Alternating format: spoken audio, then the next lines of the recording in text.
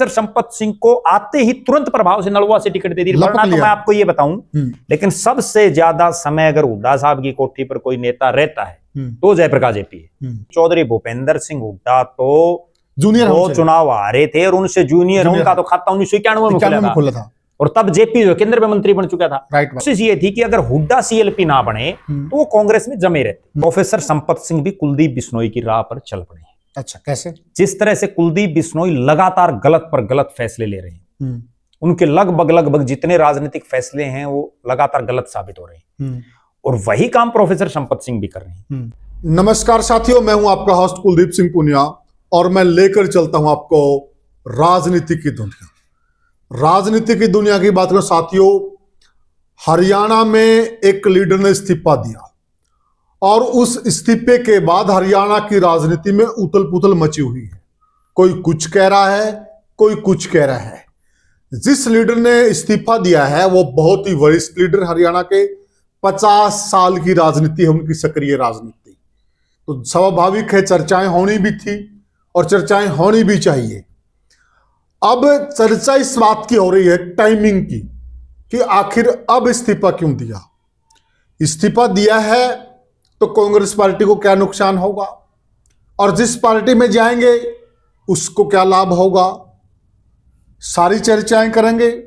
उनके व्यक्तिगत निर्णयों की भी चर्चा करेंगे और विशेषकर इस बात की चर्चा करेंगे कि जो नलवा की राजनीति है उस पर इस इस्तीफे का क्या असर पड़ेगा। तो हमारे साथ मौजूद हैं हमारे वरिष्ठ साथी हैं और बहुत ही जाने माने राजनीतिक विश्लेषक हैं प्रद्युमन जोशीला जी। प्रद्युमन भाई राम राम। राम राम जी, सभी दर्शकों को नमस्कार, राम राम। प्रद्युमन भाई देखिए, जो प्रोफेसर संपत सिंह हैं जी, अगर हम हरियाणा की राजनीति की बात करें, जिन लोगों ने चौधरी देवीलाल की उंगली पकड़कर राजनीति की शुरुआत की, उन लोगों में शायद गिने चुने लोग ही बचे, उनमें प्रोफेसर संपत सिंह भी एक हैं जी। और एक जमाने में तो यूं मानिए कि ये कहा जाता था कि ठीक है चेहरा चौधरी देवीलाल का है लेकिन उन फैसलों में झलक प्रोफेसर संपत सिंह की रही है। दूसरी बात, ये चौधरी देवीलाल की सरकार में भी बड़े मंत्री रहे, उनके सुपुत्र ओम प्रकाश चौटाला की सरकार में भी बड़े मिनिस्टर रहे, ये भी अपने आप में एक रिकॉर्ड की बात है। लेकिन एकाएक इन्होंने देवीलाल परिवार को छोड़ दिया। लेकिन अब जो चर्चा हो रही है, जो कांग्रेस पार्टी से इन्होंने इस्तीफा दिया है एकाएक जी, तो इसको लेकर बहुत सारी उथल पुथल मची हुई है। आप इस फैसले को अपनी नजर से किस प्रकार से आंक रहे हैं? देखो, अब जो प्रोफेसर संपत सिंह ने फैसला लिया है जी, वो एक मजबूरीवश लिया गया फैसला है। अच्छा, क्योंकि कांग्रेस में जिस ढंग के हालात और जिस ढंग की परिस्थितियां हैं आज के दिन जी, उनके सब रास्ते बंद हो चुके थे जी। ये वही प्रोफेसर संपत सिंह हैं जिनको 2009 में इंडियन नेशनल लोकदल ने हिसार से लोकसभा की टिकट दी। जी बिल्कुल, बड़े कांटे के मुकाबले में लगभग 6000 के आसपास वोटों से चुनाव हार गए थे, 6900 वोटों से। और उस समय हर तरफ यही चर्चा थी कि संपत सिंह इसलिए चुनाव हार गए कि इंडियन नेशनल लोकदल के जो हिसार के वर्कर थे जी, वो कहीं ना कहीं चौधरी ओम प्रकाश चौटाला के बेटे जो उस समय चुनाव लड़ रहे थे लोकसभा का, अजय सिंह चौटाला, वहां चले गए थे और उस वजह से यहां जो है चुनाव लूज कर गए प्रोफेसर संपत सिंह। भिवानी से वो चुनाव। उसके बाद प्रोफेसर संपत सिंह ने चौधरी देवीलाल का फोटो लगा करके जी अपने कार्यकर्ताओं की एक मीटिंग बुलाई और उस मीटिंग में उन्होंने जो है पार्टी छोड़ने का ऐलान कर दिया जी। मुझे आज भी वो दिन याद है। और पार्टी छोड़ने के बाद हालात ये बन गई थी प्रोफेसर संपत सिंह की कि परिसीमन हो चुका था। उनका खुद का भट्टू विधानसभा क्षेत्र जहां से वो कई दफा विधायक रहे थे, मंत्री भी रहे थे सरकारों में जी, वो उनका टूट गया था और फतेहाबाद में भट्टू का इलाका लगा दिया गया था। और फतेहाबाद नेचुरल बात है, शहरी सीट थी, शहर का प्रभाव था उसमें। उस लिहाज से संपत सिंह का ये लग रहा था कि वहां से बात नहीं बढ़ेगी। एकाएक उन्होंने चौधरी भूपेंद्र सिंह हुड्डा के गीत गाने शुरू किए, कांग्रेस पार्टी को ज्वाइन किया और भूपेंद्र सिंह हुड्डा ने राजनीतिक रूप से बेघर हो चुके प्रोफेसर संपत सिंह को परिसीमन में नए बने नलवाल के टिकट दे दी, जहां प्रोफेसर संपत सिंह का अपना कोई प्रभाव नहीं था। यह अलग बात है कि उनका जो खुद का घर था वो भले ही भट्टू से विधायक रहे, लेकिन उनका घर सेक्टर 15 में था जो नलवाल के में आता था। लेकिन नलवा के गांव में और उसमें वो बहुत ज्यादा सक्रिय नहीं थे। उनको विधायक बनाया, विधायक बनाने के बाद 5 साल उनको ना मंत्री बनाया, ना उनके परिवार से या उनको खुद को कोई बहुत बड़ी चौधर दी। वो कहीं ना कहीं ये भी दर्शा रहा है कि कांग्रेस ने ठीक है राजनीतिक रूप से बेघर प्रोफेसर संपत सिंह को एक नया घर दिया, लेकिन जितना उनको देना चाहिए था वो नहीं दिया। प्रद्युम्न भाई देखिए, इसमें एक चीज ये भी है, अब हुड्डा साहब ने भी सरकार बनानी थी जी, और सरकार तो एमएलए से बनेगी, तो उनको भी तो एक एमएलए चाहिए था ना नलवा का जी, एक जिता हुआ आदमी भी चाहिए था, और एक संपत सिंह जैसा साफ सुथरा चेहरा, बेदाग चेहरा, जो इतने लंबे समय तक मंत्री रहे। ये भी आप मानेंगे देखिए कि जो आदमी वित्त मंत्री रहा हो, और जो देवीलाल की सरकार में भी, ओम प्रकाश चौटाला की सरकार में भी, लेकिन बेदाग चल रही है, इसमें भी कोई दो राय नहीं है। तो कहीं ना कहीं एडवांटेज तो भूपेंद्र सिंह हुड्डा ने भी तो लिया ना उस चेहरे का। नहीं बिल्कुल, देखो फायदा तो मिला है। हाँ। नेचुरल बात है, जब प्रोफेसर संपत सिंह इनेलो को छोड़ करके कांग्रेस में आए 2009 में इंडियन नेशनल लोकदल बहुत अच्छी हालात में था, बहुत अच्छे हालात। और अगर संपत सिंह इनेलो में रहते तो हो सकता है कांग्रेस भी तो 40 आई थी, बहुमत से पीछे थी कांग्रेस, हो सकता है कांग्रेस 30 पटक जाती या 35 पटक जाती। एक चीज ये देखिए ना, वो सीटें कांग्रेस जीतने में कामयाब रही जो संपत सिंह का क्षेत्र रहा था, यानी कि इनके जो गांव कुछ उकलाना में लगे, भट्टू के गांव, कुछ भट्टू के गांव नलवा में लगे, आदमपुर को छोड़ दें तो बाकी जगह कामयाब रही थी, कामयाब रही थी। तो कहीं कहीं श्रेय तो था इनका। नहीं निश्चित रूप से था श्रेय, लेकिन उसमें बात ये है ना, 2-3 चीजें हैं कि प्रोफेसर संपत सिंह को भी उस समय जरूरत थी। जरूरत तो बिल्कुल, क्योंकि तब बीजेपी का तो कोई था नहीं सिस्टम। ठीक है, हरियाणा में पार्टी मेन कांग्रेस और इंडियन नेशनल लोकदल, इनेलो जो वो कहते हैं कि मेरे साथ गड़बड़ होगी, तो उसके बाद और कोई विकल्प नहीं था, तो नेचुरल बात है कांग्रेस में चले गए। अच्छा, कांग्रेस की ये मजबूरी थी कि हिसार एरिया में जो सबसे बड़ा चेहरा कांग्रेस में था, चौधरी भजनलाल का परिवार, वो कांग्रेस छोड़ चुका था 2007 में। चौधरी भजनलाल और कुलदीप बिश्नोई जो है छोड़ चुके थे। उसके बाद इस पूरे इलाके में कांग्रेस के पास कोई नेता नहीं, बड़ा चेहरा नहीं, क्योंकि यहाँ के जो राजनीति थी पूरे 7 के 7 हल्कों की, वो चौधरी भजनलाल के परिवार के इर्द गिर्द घूम रही थी। फतेहाबाद में भी चौधरी भजनलाल के परिवार का एक अच्छा खासा नाम था, और उसकी वजह से कांग्रेस को भी जरूरत थी इस इलाके में कोई मजबूत लीडर हो, और इसीलिए प्रोफेसर संपत सिंह को आते ही तुरंत प्रभाव से नलवा से टिकट दे दी। वरना तो मैं आपको ये बताऊं कि नलवा में उस समय, क्योंकि नया नया हल्का बना था, 2 दर्जन के आसपास लोग टिकट मांग रहे थे। कोई पद यात्रा निकाल रहा था, कोई होर्डिंग लगा रहा था, कोई पोस्टर लगा रहा था, कोई जनसभाएं करवा रहा था। ठीक है, यहां तक कि जो रामनिवास घोड़ेला जिसको बरवाड़ा से टिकट दी, वो भी नलवा से मांग रहा था। और हराया किसको? जसमा मतलब चौधरी भजनलाल की धर्मपत्नी, जो बहुत बड़ा राजनीतिक परिवार था उस दौर में, बहुत बड़ी ताकत थी, इसमें कोई दो राय नहीं। बिल्कुल, तो उस परिवार को हराया। वो तो ऐसा है, प्रोफेसर संपत सिंह ने श्रीमती जसमा देवी को भी हराया, रणबीर सिंह गंगवा जो आज मंत्री हैं उनको भी हराया। ठीक है, दोनों अपने आप में ठीक है। रणबीर गंगवा उस समय बड़ा चेहरा नहीं थे, लेकिन रणबीर गंगवा का सबसे पॉजिटिव पॉइंट ये था कि उनका गांव इस हल्के में, बिल्कुल, और गंगवा बहुत बड़ा गांव है, बहुत बड़ा गांव है। ठीक है ना, दोनों को हराया उन्होंने। फिर उनको जब मंत्री नहीं बनाया गया, 2014 में उनको फिर टिकट दी 2000, और यहां तक भी है कि 2014 में जब उनको कांग्रेस ने टिकट दी तो वो बुरी तरह से चुनाव हारे।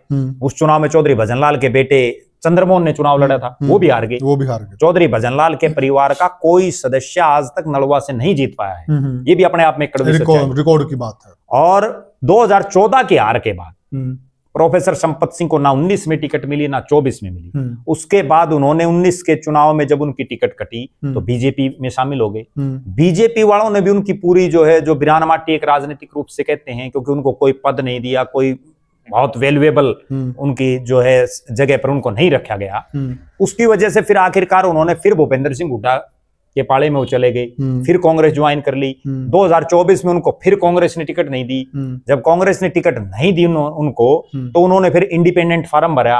उसके बाद दीपेंद्र सिंह हुड्डा उनके आवास पर आए और फिर जो है वो मान गए प्रोफेसर संपत सिंह। उसके बाद मैं बड़ी एक कड़वी बात बताता हूं, अगर कांग्रेस जीत जाती चुनाव तो हो सकता है प्रोफेसर संपत सिंह कांग्रेस में ही रहते, क्योंकि जीतने के बाद मेरे को जो लग रहा था कहीं ना कहीं उनको कांग्रेस एडजस्ट कर सकती थी, क्योंकि बहुत बड़ा चेहरा। सही कह रहे हैं आप, बहुत और उनको नहीं तो उनके बेटे को कर देती, क्योंकि वो खुद तो देखो इतने पावरफुल रहे तो कोई चेयरमैन बनेंगे नहीं, लेकिन उनका बेटा जो राजनीति के अभी ABCD सीख रहा है उसको कहीं ना कहीं चेयरमैन लगा के एडजस्ट कर देती पार्टी। बिल्कुल सही, ठीक है।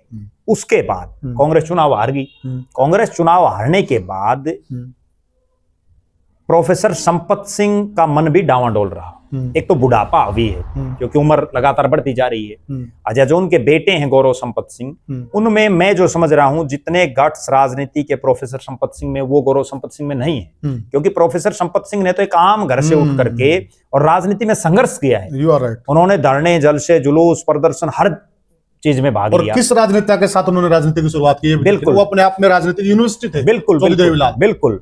और गौरव संपत सिंह ने तो ऐसा कोई लंबा चौड़ा कोई संघर्ष किया नहीं, वो तो अपने पिता की छत्र छाया में राजनीति कर रहे हैं। बिल्कुल। उसके बाद 2024 का रिजल्ट आ गया, चौधरी ओम प्रकाश चौटाला साहब का देहांत हो गया। उस समय भी इस तरह की अटकलें शुरू हो गई थी कि अब प्रोफेसर संपत सिंह इनेलो में घर वापसी करेंगे।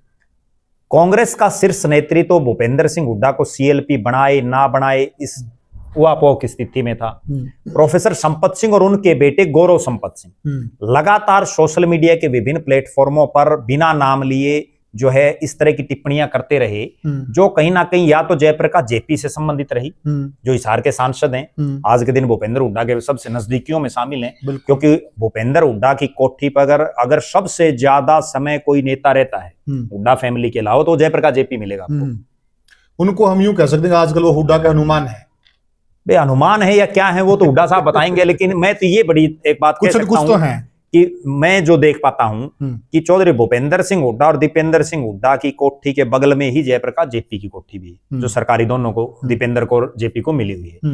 लेकिन सबसे ज्यादा समय अगर हुड्डा साहब की कोठी पर कोई नेता रहता है तो जयप्रकाश जेपी है, इसमें कोई दो राय नहीं। और सबसे ज्यादा पड़ोसी हैं इसलिए तो नहीं रखते ना, पड़ोसी से पहले, पड़ोसी तो अभी बने 1 साल में, 1.5 साल पहले, उससे पहले भी रहा करते, उससे पहले भी सबसे ज्यादा जेपी रहा करता। ये तो मैं आंखों देखी बात बता रहा हूं। और उससे भी बड़ी बात बता देता हूं, जयप्रकाश जेपी वो नेता है पूरे हरियाणा की कांग्रेस में, पूरे हरियाणा के भूपेंद्र सिंह हुड्डा के नजदीकियों में सबसे ज्यादा हुड्डा परिवार को हर मामले में जो आदमी प्रोटेक्ट कर रहा है, जो आदमी हुड्डा साहब की हर बात में हाँ में हाँ मिला रहे हैं दीवार की तरह, या जो आदमी हुड्डा के खिलाफ कोई बयान दे देता है उस पर बचाव जो कर रहा है दीवार के, वो जयप्रकाश जेपी है, इसमें कतई कोई दो राय। ठीक बात है। इसके बाद और सीनियर भी तो है, सीनियर तो देखो सीनियर होने मैंने सबसे बड़ी बात यह है कि 1989 में केंद्र में मंत्री बन लिया। बिल्कुल ठीक है ना। बिल्कुल। आज के दिन एक बड़ी कड़वी बात बताता हूं, हरियाणा की संसद में 10 सांसद हैं और 5 राज्यसभा के सांसद हैं। सबसे सीनियर अगर देखें तो जयप्रकाश जेपी है, क्योंकि 1989 में केंद्र में मंत्री था। प्रद्युमन भाई त्याग देखिए, मैंने इंटरव्यू में उनसे ये पूछ लिया कि आप इतनी बार के सांसद हो गए जी, आप बहुत वरिष्ठ हैं, तो क्यों नहीं आपको मुख्यमंत्री का चेहरा बनाया जाए? उन्होंने साफ मना कर दिया, नहीं, मुख्यमंत्री का चेहरा भूपेंद्र सिंह हुड्डा है, मैं उनके अंडर काम करता हूं, मेरे नेता, ये बात कहना कि मेरे नेता चौधरी भूपेंद्र सिंह हुड्डा हैं। दूसरी बात है, और मैं दीपेंद्र सिंह हुड्डा के साथ भी काम करता हूं, मुझे उनके नेतृत्व में भी। जबकि कड़वे सच्चाई ये है कि चौधरी भूपेंद्र सिंह हुड्डा तो जूनियर दो चुनाव हारे थे और उनसे जूनियर उनका तो खाता 1991 में खुला था, और तब जेपी जो केंद्र में मंत्री बन चुका था। राइट बात है। ठीक है ना। बहुत कम दर्शकों को इस बात का पता होगा कि जयप्रकाश जेपी ने अपनी एक पार्टी भी बनाई थी। यस, ठीक है ना। बिल्कुल। उसके बाद जयप्रकाश जेपी के हुड्डा परिवार के नजदीकियों के चलते और प्रोफेसर संपत सिंह की और जयप्रकाश जेपी की हमेशा से ही राजनीतिक खींचतान रही है, इसमें कोई दो राय नहीं। बिल्कुल। बल्कि उनके जो बेटे हैं गौरव संपत सिंह, उन्होंने तो बिना नाम लिए बहुत कुछ उनके बारे में सोशल मीडिया पर लिखा था, हालांकि नाम नहीं लिया था उनका, लेकिन इशारे उन्हीं की तरफ थे। उसके बाद हर तरफ ये अटकलें शुरू होगी कि भाई प्रोफेसर संपत सिंह अब कहां जाएंगे, वो भी बिना नाम लिए हुड्डा को टारगेट करने लगे। और टारगेट भी इसलिए कर रहे थे, मैं जो समझ पा रहा हूं, क्योंकि उम्र का आखिरी पड़ाव किसी भी शख्स का हो तो वो अपनी राजनीति में सम्मानजनक विदाई चाहता है। ठीक बात। कोई भी हो। आज प्रोफेसर रामविलास शर्मा है, उन्होंने बीजेपी को इतना सींचा, और आज हालात ये कि बीजेपी ने उनको एमएलए की टिकट नहीं दी, जो खुद टिकट बांटता था। राइट बात है। ठीक है ना। 2014 में जब सरकार बनी, टिकट बांटने वाला रामविलास शर्मा था। 24 आते आते यानी 10 साल में आप देखो कितना गेम बदल गया, समय की टिकट नहीं मिल पाई। ठीक है। उसी तरह से प्रोफेसर संपत सिंह, जो कभी इंडियन नेशनल लोकदल में डिसीजन जो होते थे वो करने वाला था। ठीक है। वित्त मंत्री, गृह मंत्री को छोटे डिपार्टमेंट, विधायक दल का नेता, बहुत बड़ी बात है, बहुत बड़ी बात है। और उसके बाद अटूट विश्वास, चाहे ओम प्रकाश चौटाला साहब का हो, चाहे चौधरी देवीलाल का हो, वो भी इन पर रहा। इसके बाद हरियाणा प्रदेश की राजनीति में इस तरह की चर्चाएं और इस तरह के विचार सुनने को मिले राजनीतिक गलियारों में कि हुड्डा को अब कांग्रेस खुडे लाइन लगाएगी।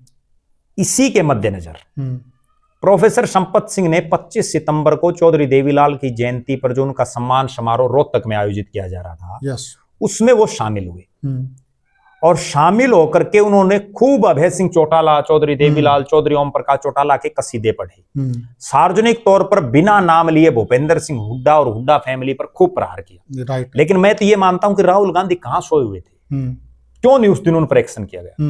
एक कांग्रेस का नेता और वो जो है दूसरी पार्टी के नेता के गुणगान गा रहा है। ठीक बात है, उसी दिन एक्शन होना चाहिए था। राइट बात है। उसके बाद कांग्रेस ने भूपेंद्र सिंह हुड्डा को विधायक दल का नेता और राव नरेंद्र को प्रदेश अध्यक्ष बना दिया। जो ही भूपेंद्र सिंह हुड्डा को विधायक दल का नेता बनाया, प्रोफेसर संपत सिंह ने फिर से जो है अपने कई इंटरव्यूज में और कई जगह पर सार्वजनिक रूप से बिना नाम लिए हुड्डा पर फिर निशाना साधना शुरू कर दिया और उनको ये समझ आ गया कि अब कांग्रेस में हुड्डा पावरफुल है। इसी बीच में एक बात और बताता हूं, प्रोफेसर संपत सिंह को जब ये पता चल गया कि हुड्डा साहब के यहां दाल नहीं गए, क्यों? क्योंकि 2019 में तो भूपेंद्र सिंह हुड्डा ने यह कहकर के उनको टिकट नहीं दी, भाई ये टिकट कुलदीप बिश्नोई ले आया केवल इसलिए कि कुलदीप और रेणुका दो विधायक थे हजका के और उन्होंने राहुल गांधी के सामने अपनी पार्टी मर्ज की थी और 2 सिटिंग विधायक, उसके बदले में पार्टी ने 2 टिकटें दे दी। उन्होंने 80 के बजाय नलवा पर अपना दांव खेल दिया। तो कहीं ना कहीं प्रोफेसर संपत सिंह को भी ये समझ आया होगा कि भाई ठीक है, राहुल गांधी से बड़ा तो कौन है। राइट बात। और जब 2 सिटिंग विधायक हैं अगले के, तो ले आया। उस चुनाव में उन्होंने ठीक है बीजेपी ज्वाइन कर ली, लेकिन 2024 के चुनाव में तो भूपेंद्र सिंह हुड्डा ही सर्वे सर्वा थे। लगभग 72 टिकटें उन्होंने खटास आया, लगभग 72 टिकटें उन्होंने 89 में से बांटने का काम किया। तो अपने आप में यह दर्शाता है कि जब 89 में 72 बांटी तब प्रोफेसर संपत सिंह को नहीं मिली और उससे पहले वो लोकसभा की भी मांग रहे थे। राइट बात। लोकसभा में भी 9 में से 8 भूपेंद्र सिंह हुड्डा ने बांटी और उन 8 में भी उनकी गिनती नहीं, 72 में भी गिनती नहीं, तो भविष्य में कैसे गिनती होगी? समझ में तो उनको भी आ गया। अब जब सब विकल्प बंद हो गए तो अब और क्या करें? उसके बाद क्या होता है, प्रोफेसर संपत सिंह यूं ही बयानबाजी चलती रहती है। इसी दौरान कांग्रेस पार्टी ने एक अनुशासन समिति बना दी, डिसिप्लिन जो कमेटी की घोषणा की गई, जिसमें पूर्व प्रदेश अध्यक्ष और पूर्व सांसद धर्मपाल मलिक को प्रदेश अध्यक्ष बनाया गया। उस कमेटी की जो ही मीटिंग की डेट आई तो प्रोफेसर संपत सिंह ने भी ये सोच लिया था, मैं जो समझ पा रहा हूं, क्योंकि राजनीतिक आदमी का आईक्यू लेवल कहीं ना कहीं इतना तो होना चाहिए कि आपके ऊपर अगली कार्रवाई क्या हो। बिल्कुल बिल्कुल। और मुझे भी अंदेशा रहा कि अगर संपत सिंह ये फैसला ना करते तो 1-2 दिन बाद उनको कांग्रेस पार्टी पहले नोटिस देती और नोटिस देकर के निकाल देती। क्यों? क्योंकि आज भी चौधरी भूपेंद्र सिंह हुड्डा ही हरियाणा में कांग्रेस में मजबूत है। बिल्कुल। प्रोफेसर संपत सिंह ने इस दरमियान बीच में कुमारी शैलजा और रणदीप सिंह सुरजेवाला से भी अपनी नजदीकियां बढ़ाई थी। कुमारी शैलजा की कोठी पर उनके कार्यक्रमों में उन्होंने जाना शुरू कर दिया था। उन्होंने रणदीप सिंह सुरजेवाला के कार्यक्रमों में शिरकत करनी शुरू कर दी थी। उन्होंने रणदीप सिंह सुरजेवाला ने जिनको हिसार का जिला प्रधान बनवाया, जो सुरजेवाला गुट का है, उनके कार्यक्रमों में जाना शुरू कर दिया था। राइट। उनकी कोशिश ये थी कि अगर हुड्डा सीएलपी ना बने तो वो कांग्रेस में जमे रहते, क्योंकि फिर शैलजा और रणदीप गुट हावी हो जाता। लेकिन जब उनको लगा कि हुड्डा साहब को फिर पावर मिल गई और जब 72 में आपका नाम नहीं आया और उसके बाद तो इतने बयानबाजी आपकी तरफ से हुई है कि अब तो चाहे 90 की 90 बांटनी होंगी तो भी कोई आओ, ठीक है। कोई रास्ता जब नहीं दिखा और जब ये लगा कि अब अनुशासन समिति बन गई है, मीटिंग होनी शुरू हो गई है और कहीं ना कहीं नोटिस आ गया और पार्टी ने निकाल दिया, तो बहुत भारी फजीयत होगी। इसी के चलते उन्होंने ये कदम उठाया है और इसी के चलते उन्होंने बड़ा लंबा चौड़ा एक लेटर लिख करके जो अपना इस्तीफा दिया है। लेकिन मेरा ये मानना है कि प्रोफेसर संपत सिंह भी कुलदीप बिश्नोई की राह पर चल पड़े हैं। अच्छा, कैसे? जिस तरह से कुलदीप बिश्नोई लगातार गलत पर गलत फैसले ले रहे हैं, उनके लगभग जितने राजनीतिक फैसले हैं वो लगातार गलत साबित हो रहे हैं और वही काम प्रोफेसर संपत सिंह भी कर रहे हैं। 2009 में जब उन्होंने इंडियन नेशनल दोनों सेक्टर 15 में रहते हैं, कहीं पड़ोसी हैं, एक ही गली में घर है और भाव है। हाँ, हो सकता है, ठीक है ना। क्योंकि 2009 में उस इंडियन नेशनल लोकदल को उन्होंने छोड़ा जिसने एक आम घर के नौजवान को उस लोकदल ने प्रदेश की सबसे बड़ी विधानसभा में चौधरी देवीलाल ने पहुंचाया। बहुत ठीक है, वो पार्टियों के नाम अलग अलग थे उस समय। उसके बाद गृह मंत्री बनाना, वित्त मंत्री बनाना, अपने विधायक दल का नेता बनाना, और बताओ और प्रोफेसर संपत सिंह क्या चाहते? उसको छोड़ दिया, कांग्रेस ने उनको क्या दे दिया। उसके बाद लेकिन उस वक्त उनकी मजबूरी भी थी। मजबूरी आप तो लोकसभा हारे, बात आपकी ठीक है, लेकिन आप एक चीज और देखिए ना इंडियन नेशनल लोकदल ने उनको विधायक बनाया। इंडियन नेशनल लोकदल ने उनको एक बार नहीं कई बार विधायक बनाया।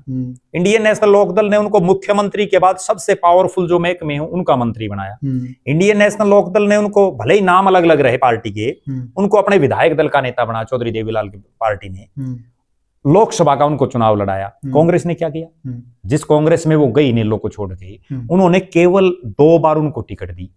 एक बार वो हार गए, एक बार केवल एमएलए रख लिया। उसके बाद वो फैसला गलत होने के बाद अगली फैसला था नहीं, अगली सुनिया 2019 में उन्होंने बीजेपी ज्वाइन की। बीजेपी ने उनको क्या दिया? जो सामने वाली कुर्सी थी उस पर भी उनकी कुर्सी नहीं लगा करते, सामने जो पब्लिक कार्यकर्ता बैठते उसमें बिठा करते। ये बीजेपी ने उनको दिया। बीजेपी तो प्रोटोकॉल है। फिर वो वापस कांग्रेस में आ गई। नहीं, नेता को अपना कद भी तो देखना चाहिए। नहीं, वो तो प्रोटोकॉल है। बात आपकी ठीक है, लेकिन या तो फिर उस प्रोटोकॉल का पहले भी तो पता होगा प्रोफेसर संपत सिंह को, फिर वो छोड़ दी क्यों? लगभग 2 साल में उन्होंने छोड़ दी। शूट नहीं किया। छोड़नी नहीं चाहिए था ना। शूट नहीं किया तो उन्होंने फिर उस समय क्यों ज्वाइन किया? इतना तो राजनीतिक विवेक ज्वाइन करने का उनका एक रीजन था, जो देश के प्रधानमंत्री नरेंद्र मोदी, बीजेपी में वो सर्वेश रहा, एक दौर में इनकी अच्छी ट्यूनिंग रही है, तो उनको लगता था कि वहां देखिए वहां चौधरी। वो ट्यूनिंग बाद में कहां गई? वो ट्यूनिंग तो बीजेपी में प्रोटोकॉल है। हाँ, तो बस ये बात तो उनको पहले समझ लेनी चाहिए ना, प्रोटोकॉल है। और अगर इतना सीनियर नेता इस बात को नहीं समझ पाता तो फिर किस चीज की नेतागिरी कर रहे हैं? इतने सीनियर नेता को समझ लेना चाहिए। तो समझ में आई, जब छोड़ दी, फिर जब उनको समझ में आ गई छोड़ दी, उसके बाद फिर क्या फैसला लिया? उसी उल्टी कांग्रेस में चले गए जिसने 2019 में उसकी टिकट काटी। समझ में कहां आई? जो 2019 में उसके साथ किया वही 2024 में कर दिया। तो उस वक्त नहीं आई ना समझ में। उस वक्त इनेलो इतनी मजबूत नहीं थी। बात आपकी ठीक है, इनेलो मजबूत नहीं थी, वो हम भी मानते हैं, नहीं थी। सभी लोग मानते थे वो इनेलो में जाने वाला। लेकिन कई बार अजय सिंह से उनकी बनती नहीं थी, जाए कहां? कई बार राजनीतिक फैसले ऐसे भी होते हैं, आप गलत समय पर गलत फैसला आप ले रहे हो, उसकी बजाय आप चुप होकर के घर बैठ जाओ। 2 साल घर भी तो बैठ सकता था आदमी, एंड टाइम पे फैसला लेता। हमने बहुत नेता ऐसे देखे बिल्कुल जो एंड टाइम पे ले लेते हैं। फिर उसके बाद उससे बड़ा जो गलत फैसला रहा, कांग्रेस ने ठीक है नहीं दी टिकट। 25 सितंबर की रैली से पहले अभय सिंह चौटाला पूरे हरियाणा में घूम घूम करके एक ही प्रचार कर रहे कि मैं दराटा ठा दूंगा 25 को, इतने बड़े बड़े नेताओं को ज्वाइन कराऊंगा कि उस दिन तो आंधी आ जाएगी। और सबकी निगाह ये थी कि प्रोफेसर संपत सिंह ज्वाइन करेंगे। रैली पर गई कांग्रेस में होते हुए, रैली में जाकर के भाषण दिया, खूब अभय सिंह चौटाला, चौधरी देवीलाल, चौधरी ओम प्रकाश चौटाला के कसीदे पढ़े, अपनी पार्टी के नेताओं को बिना नाम लिए खूब टारगेट किया, और उसके बावजूद पटका नहीं पाया, उसके बावजूद पार्टी ज्वाइन नहीं की। अगर उस दिन वो ज्वाइन कर लेते, उस रैली के सबसे बड़े हीरो बन जाते।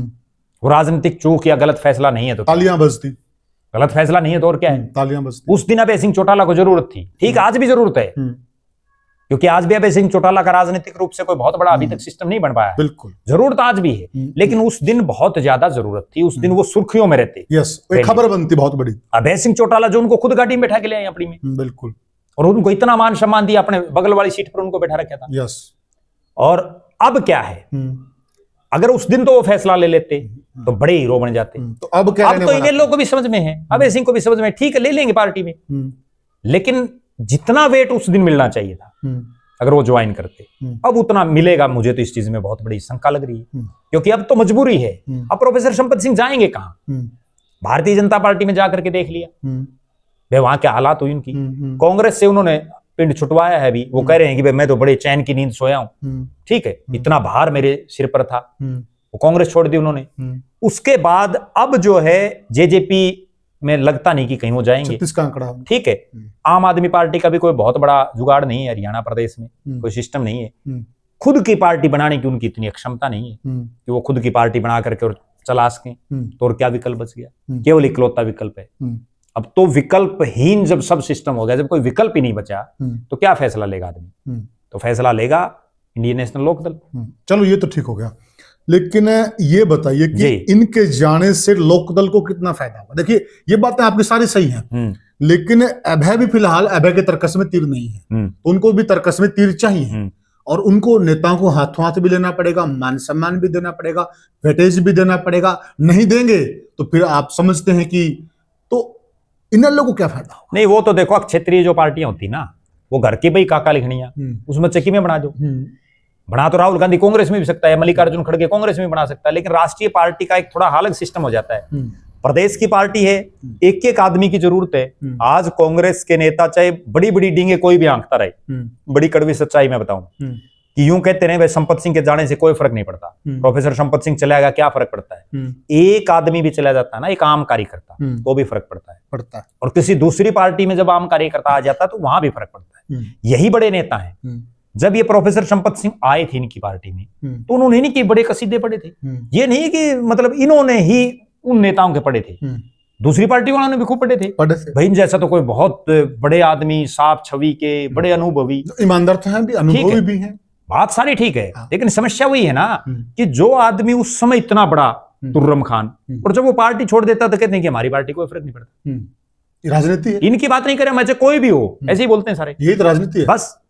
इसके बाद अब जब ये जाएंगे इन लोग तो इसमें कतई कोई दो राय नहीं कि आज इंडियन नेशनल लोकदल में जितने भी पदाधिकारी कोई भी हो, अगर प्रोफेसर संपत सिंह जाते हैं तो वो सबसे सीनियर नेता होंगे, क्योंकि इंडियन नेशनल लोकदल में आज जितने हैं उनमें ना तो कोई वित्त मंत्री और गृह मंत्री जैसे डिपार्टमेंटों का मंत्री रहा, बहुत बड़ी बात है, ना कोई ऐसा शख्स रहा जिसने 6 बार विधायक लोकसभा का चुनाव लड़ा, इतने बड़े बड़े भारी भरकम मंत्रालय जिसके पास रहे, विधायक दल का नेता रहा हो, कोई नहीं है। और ना कोई ऐसा मंत्री जो देवीलाल का मंत्री हो, हाँ ये भी है, इकलौते देवीलाल के जीवित मंत्री होंगे जो इनेलो में अभी नहीं, चौधरी देवीलाल के बजाय चौधरी ओम प्रकाश चौटाला कैबिनेट का भी कोई मंत्री नहीं बचा हुआ। रामपाल माजरा तो मुख्य संसदीय सचिव थे, मंत्री थोड़ी थे वो तो सीपीएस थे, मुख्य संसदीय सचिव, राइट, ठीक है। और अभय सिंह चौटाला को जरूरत है ऐसे लोगों। मैं एक बात में बड़ी दाद देता हूं प्रोफेसर संपत सिंह की, देखो पढ़े लिखे इसमें कोई दो राय नहीं, राजनीतिक ज्ञान है इसमें भी कोई दो राय नहीं, जो उन्होंने चिट्ठी लिखी है उसका एक एक शब्द अगर पढ़ा जाए तो वो ये दर्शाता है कि वो कितने परिपक्व नेता हैं। और ऐसा परिपक्व नेता, भले ही चुनाव हार जीत लगी रहती राजनीति में, चौधरी देवीलाल बहुत चुनाव हारे, ठीक है ना, राहुल गांधी चुनाव हार गए, ये चलती रहती राजनीति में, लेकिन उन जैसे परिपक्व नेता के आने से इंडियन नेशनल लोकदल को फायदा होगा, इसमें तो कतई कोई दो राय नहीं। अब वो फायदा कितना होगा और इनेलो इनका कितना यूज कर पाएगी वो समय बताएगा, उस समय अभी तो उन्होंने ज्वाइन ही नहीं किया, अभय सिंह चौटाला पे भी डिपेंड करता है। बिल्कुल। और साथियों देखिए, ये हमारा अनुभव कह लीजिए या कुछ भी कह लीजिए, अभी तक उन्होंने इस बात की कोई घोषणा नहीं की कि मैं इनेलो में जाऊंगा, परंतु हम चर्चा कर रहे हैं, यानी कि हमें कहीं न कहीं इस बात की श्योरिटी है, हमारे जो सूत्र हैं, हमारे जो गट्स हैं, हमारा जो आंकलन है, वो हमें ये क्लियर संकेत दे रहा कि वो इनेलो में ही जाएंगे। तो ये तो हो गया इनेलो के एंगल से जी। अब बात करते हैं हल्का नलवा के एंगल से जी। अब देखिए, अब कहीं हुड्डा साहब कह देंगे कि कांग्रेस को कोई असर नहीं पड़ेगा, लेकिन रियलिटी ये है कि अब जो मौजूदा चुनाव था, उस चुनाव में जो यहां से कैंडिडेट थे जी, वो बुरी तरह हारे हैं जी, ठीक है। अब एकमात्र कांग्रेस के पास बड़ा चेहरा नलवा में प्रोफेसर संपत सिंह थे, संपत सिंह ने छोड़ दिया है, तो अब यहां भी तो खालीपन हो गया है ना, नलवा में भी तो खालीपन आया है, एक रिश्ता, एक बड़ा नेता गया है, एक अनुभवी नेता गया है, एक भूपेंद्र सिंह हुड्डा से भी बहुत ज्यादा सीनियर नेता गया है। तो कांग्रेस को जो ये नुकसान होगा, तो ये नुकसान कांग्रेस पर कितना भारी पड़ेगा? देखो, इसमें कतई कोई दो राय नहीं कि प्रोफेसर संपत सिंह चौधरी भूपेंद्र सिंह हुड्डा से राजनीतिक तौर पर अनुभवी रहे बहुत ज्यादा, क्योंकि वो उस चुनाव को जीते थे, हुड्डा साहब हारे थे। राइट, हुड्डा साहब तो 1991 में बने, बिल्कुल ठीक है ना, वो 82 और 87 में लिए, बिल्कुल। इसके बावजूद ना केवल नलवा में नुकसान, बल्कि हिसार और फतेहाबाद, ये 2 जिले तो ऐसे हैं जिनमें प्रोफेसर संपत सिंह का अपना एक वजूद है, इसमें कतई कोई दो राय नहीं। ठीक है, वो कहीं कम है कहीं ज्यादा है, वो एक अलग बात, प्रभाव है, लेकिन प्रभाव है, लोग जानते हैं। और दूसरी बात, बड़ी कड़वी बात बताता हूं कांग्रेस के लिए, नलवा विधानसभा में 4 चुनाव हुए परिसीमन के बाद, जब नया लगा बना, केवल 1 बार कांग्रेस जीती है, और वो 1 बार प्रोफेसर संपत सिंह ही जीते हैं, उन्हीं के चेहरे पर। उसके बाद कांग्रेस लगातार 3 चुनाव यहां से हारी है, तीनों बार अलग अलग प्रत्याशी रहे। ठीक है, प्रोफेसर संपत सिंह भी चुनाव हारे, लेकिन 3 बार लगातार हारना अपने आप में यह दर्शा रहा है कि नलवा विधानसभा क्षेत्र में कांग्रेस की क्या राजनीतिक हालात है जी।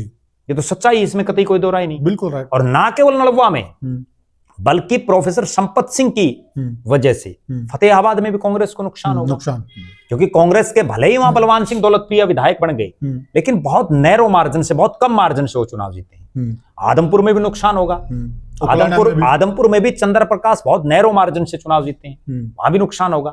उकलाना का तो बहुत बड़ा एरिया पुराने भट्टू के हल्के में था, जो अग्रवा की पूरी बेल्ट है, ये पुराना भट्टू हल्का था, ठीक है, वहां भी नुकसान होगा, इसमें तो कतई कोई दो राय नहीं। अब सबसे बड़ी बात यह है कि प्रोफेसर संपत सिंह जो बुजुर्ग हो चुके हैं, वो कितनी मेहनत कर सकते हैं, उनका बेटा कितनी मेहनत कर सकता है, तभी तो लोग जुड़े रहेंगे। वरना हमने वो लोग भी देखे हैं, जब जो बुढ़ापा आ जाता है तो उसके बाद लोग जाना छोड़ देते हैं, कार्यकर्ता जाना छोड़ देते हैं, क्योंकि नए आदमी के साथ जुड़ना लोगों को आसानी रहती है। लोग नए आदमी के साथ जुड़ना पसंद करते हैं। फिट और एक्टिव तो हैं, फिट और एक्टिव हैं, लेकिन जनता के बीच कितने करेंगे, क्योंकि वो यूं तो है नहीं 20 किलोमीटर पैदल चल सकते हैं लोगों के बीच में, वो चीज तो नेचुरल बात है, बुढ़ापा आया हुआ है 80 साल की उम्र। हाँ, लेकिन अब वो ये है कि जैसे जो मोदी जी ने बना रखे हैं ना मार्गदर्शक मंडल, तो इस तरह मार्गदर्शक मंडल में रह करके और जिस भी पार्टी में वो जाएंगे वहां जो अपनी मजबूती अनुभव भी काम आएगा, अनुभव काम आएगा, कोई बात नहीं, बिल्कुल आएगा, नेचुरल। तो साथियों, हमने चर्चा कर बिल्कुल स्पष्ट चर्चा की है और बिल्कुल निष्पक्ष चर्चा है। इस चर्चा में लगभग हमने प्रोफेसर संपत सिंह का जो राजनीतिक जीवन रहा है उसको लगभग पिरो दिया है, और इस तरह से पिरोना कोई आसान बात नहीं साथियों। आप भी कमेंट सेक्शन में बताइएगा कि जो प्रोफेसर संपत सिंह के जाने से हल्का नलवा में जो खालीपन आया है, क्या कांग्रेस पार्टी उस खालीपन को भर पाएगी, और इनेलो में कितना फायदा होगा, और अभय सिंह चौटाला को प्रोफेसर संपत से किस प्रकार से काम लेना चाहिए, और किस प्रकार से इस चेहरे को आगे रखकर इस चेहरे के अनुभव को पार्टी में समायोजित करके किस प्रकार से इनेलो को आगे बढ़ाना चाहिए, यह आप हमें कमेंट सेक्शन में बताइएगा। फिर मिलेंगे किसी और मुद्दे पर, किसी और मामले में, तब तक के लिए राम राम।